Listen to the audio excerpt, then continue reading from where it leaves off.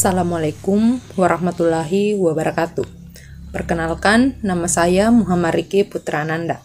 Saya berasal dari kelas 10 IPA 6. Hari ini saya akan membawakan ceramah yang berjudul Kejujuran yang Terbukti dan Teruji.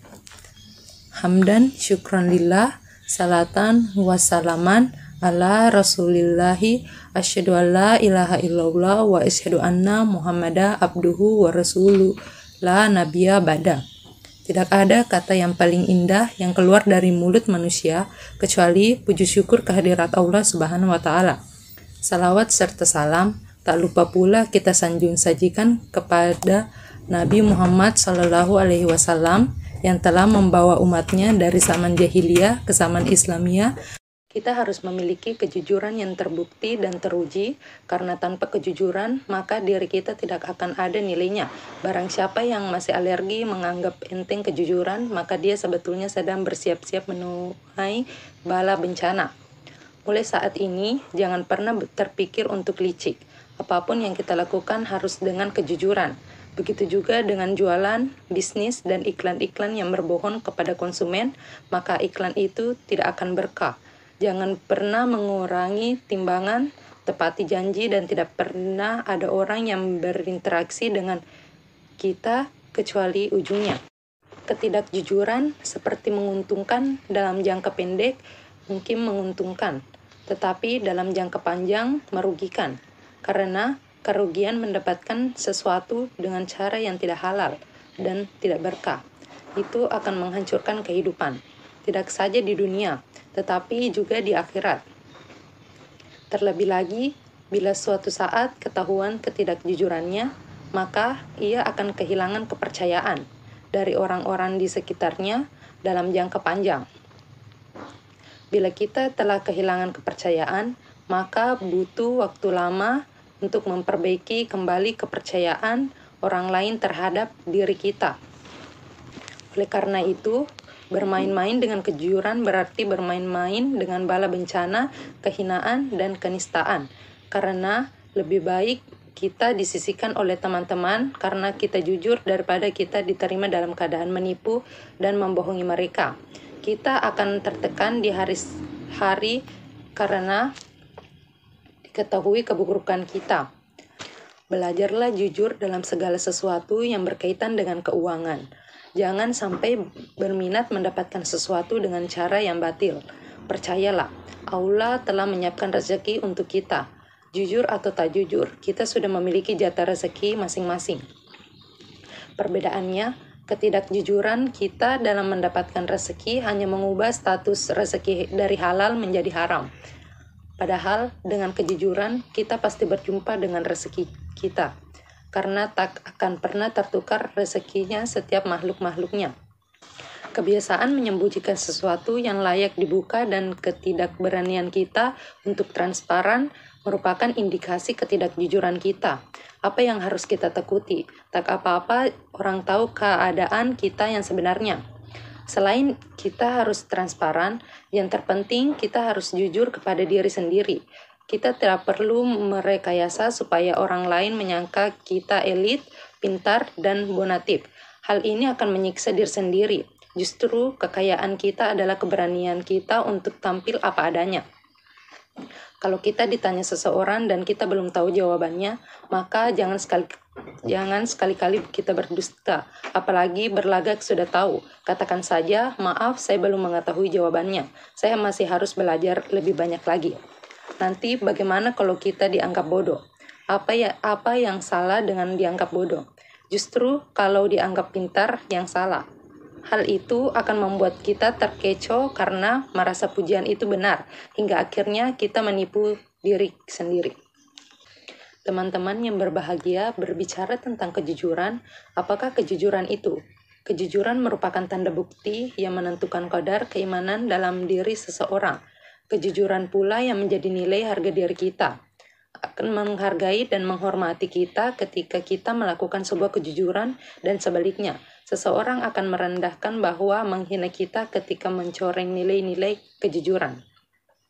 Teman-teman yang berbahagia, orang yang mengaku-ngaku dirinya mukmin ialah orang yang pasti memiliki perilaku jujur. Jikalau tidak jujur, berarti keimanannya perlu dipertanyakan. Orang semacam itu adalah orang yang keimanannya sedang dihinggapi sebuah penyakit yang dinamakan munafik. Teman-teman yang berbahagia, sebagaimana kita ketahui bahwa orang munafik itu adalah orang yang bermuka dua, yang berbicara yang di luar namun di dalam tidak teringat sebuah kisah atau tepatnya hadis yang diriwayatkan oleh Imam Malik dalam kitabnya Al-Muwatta, yang mencentangkan seorang sahabat tengah mengajukan berbagai pertanyaan kepada Rasulullah Sallallahu Alaihi Wasallam. Apakah mungkin orang mukmin itu pelit? Tanya sahabat. Kemudian Rasul menjawab, mungkin saja. Kemudian ia bertanya lagi, apakah mungkin orang mukmin itu pengecut? Dan Rasul menjawab, mungkin saja. Dan yang terakhir, sahabat tersebut bertanya, apakah mungkin seorang mukmin itu berbohong? Dan tegas Rasulullah menjawab, tidak. Teman-teman yang berbahagia, pembelajaran apa yang bisa kita petik dari hadis tersebut sangatlah jelas bahwa hadis tersebut secara langsung ataupun tidak langsung telah mengajarkan kita untuk tidak berbohong dalam semua bidang. Maksudnya di sebuah kini kehidupan kita haruslah ditanamkan benih-benih kejujuran mulai dari hal-hal kecil seperti saat kita lagi makan di kantin sekolah. Kita harus jujur, kita ambil ini dan membayar sesuai dengan harga yang telah ditentukan.